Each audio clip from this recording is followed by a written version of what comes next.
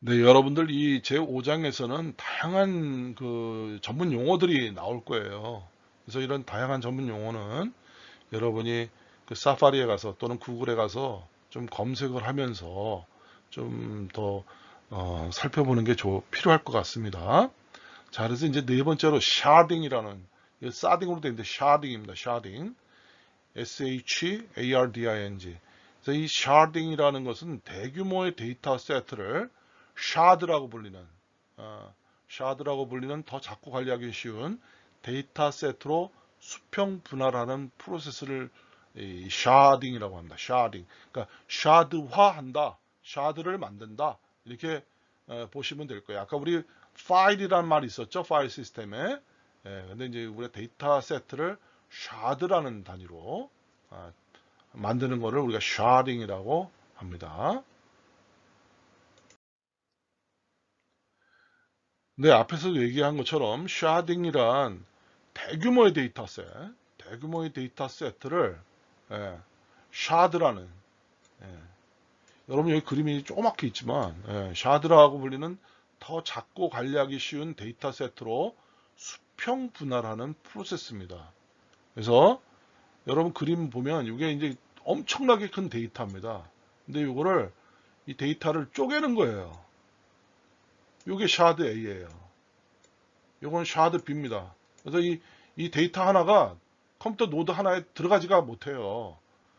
못 들어가는 양이라고 보자고요. 그러면 이걸 노드 두 개를 동원해서 샤드 A와 샤드 B로 쪼개서 분리하면 되죠. 그래서 요만큼은 샤드 A, 또 요만큼은 샤드 B.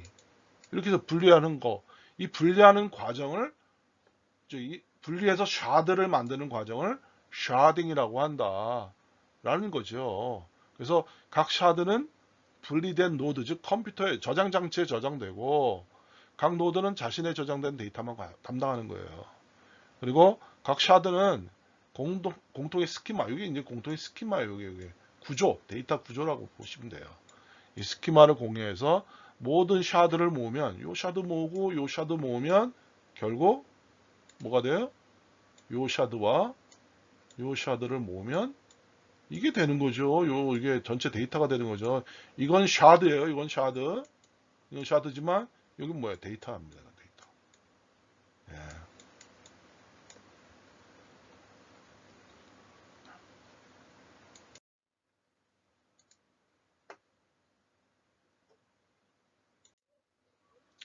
자, 너무 전문적인 용어만 하고 기술적인 용어만 하다 보니까 나도 좀 지루해지네요. 그래서 제가 좀 한 2년 전, 1년 반 전에 영국에 간 적이 있었어요. 런던에. 뭐 그 전에도 간 적이 있지만 2018년 12월 달에 크리스마스 전에 한 보름 정도 머리도 식힐 겸해서 런던을 갔다 왔는데 그 런던에 있는 고층 건물 이름이 샤드라고 해요. 샤드. 지금 샤딩이란 말 나와서 지금 샤드라고 해서 지금 저도 기억이 나서 여러분 이 건물입니다. 이게 샤드입니다. 런던 샤드. 그래서 요 사진은 제가 인스타그램에서 퍼온 그림이에요. 그리고 이게 런던 시청 건물이에요. 이게 런던 시청 건물. 요 옆에 가면 이제 다양한 사무실 건물들이 있고 마켓도 있고 한데 이게 샤드의 야경 사진입니다. 이게 아마 그 타워 브릿지에서 요게 타워 브릿지죠. 요게 이 타워 브릿지 쪽에서 이렇게 찍은 것 같아요. 여기서 막 이렇게 뭐 빛이 반사되는 거를 이렇게 현란하게 표시한 것 같은데 이 오른쪽 사진은 제가 이 샤드에 가는 스카이 라운지가 있습니다. 이 몇 층이더라? 이제 창수를 잊어버렸는데 이 스카이 라운지에서 타워 브릿지를 바라보면서 제가 찍은 야경 사진입니다. 그래서 요 부분이 런던 시청 건물이고요. 요게 타워 브릿지고요. 이게 런던 타워입니다. 이게 런던 타워. 로마 시대의 유적 남아 있죠. 이게 런던 타워입니다. 그리고 이게 이제 템즈강이고, 이 템즈강이고, 요 배가 이건 군함이죠.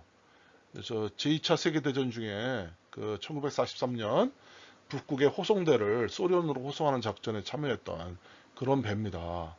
그리고 1944년에 그 디데이 때 노르망디에 있었어요. 이 배가. 그리고 우리 6.25 때 한국전에도 참전했던 그 배입니다. 근데 이거를 배를 여기 정박시키고 관광객들이 와서 볼 수 있게 해주는 그 선원들의 삶 이런 것들을 이렇게 안을 보면 이렇게 참 재미있습니다. 한번 들어가 보세요. 여러분들도 갈 기회가 있으면요. 그래서 1971년부터 이걸 보존 계획을 갖고 역사 박물관의 한 장으로 지금 영국 런던 템즈강에 영구 정박되어 있습니다.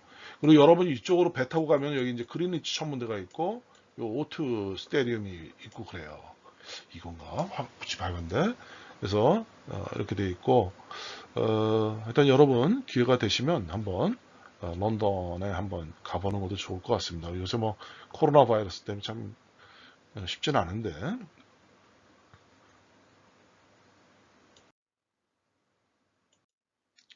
자, 다시 샤딩으로 돌아와서 이 샤딩은 보통 이제 클라이언트에게 보이지 않게 설계돼요.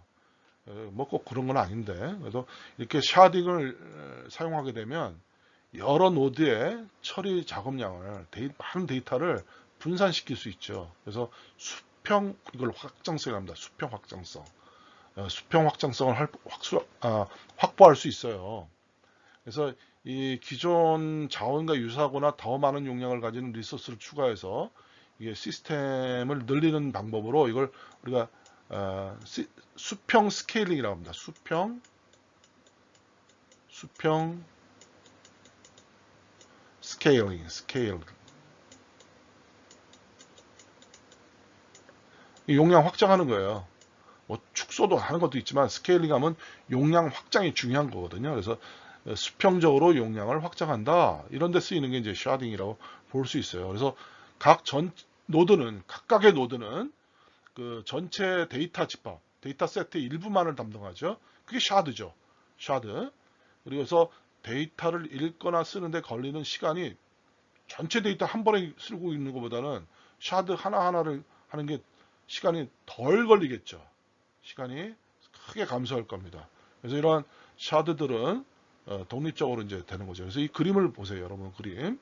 그래서 이 샤딩이 어떻게 작동하는지 그림에서 보여주고 있습니다. 이 샤드는요 각각 독립적으로 운영돼요. 왜? 노드가 서로 다른 컴퓨터거든요. 서로 다른 저장 장치죠. 그래서 자신이 담당하는 데이터 이 부분은 샤드 A로서 노드 A에 담당하고 이 3, 4번 데이터 이 3, 4번 있죠. 이 3, 4번 1, 2번 데이터 뭐 1000개, 2000개 봐도 돼요. 1000개 데이터, 2000개 데이터, 3000개 데이터, 4000개 데이터 이런 것들이 독립적으로 자신이 담당하는 노드에서 따로 관리된다는 거죠. 그래서 여러분 사용자가 이렇게 볼 때 이게 하나같이 보여요. 근데 그래서 쿼리에 따라서 어떨 경우는 2번과 3번을 가져오게 되면 동시에 읽을 수도 있고 어떤 거 1번 데이터만 필요하다 그러면 이거 하나만 보는 거죠. 예, 이렇게 사용자 각각에 대해서 이런 것이 이제 샤딩이 이제 이런 것들을 가능하게 한다는 거죠. 그래서 어마어마하게 한 빅데이터도 샤드를 여러 개 분산시키고 노드를 여러 개 클러스터의 여러 노드에 여러 개의 샤드로서 분할시켜서 해놓고 분산 파일 시스템이 이거를 신속하게 관리해 준다면 뭐 어마어마한 성능이 나오는 거죠.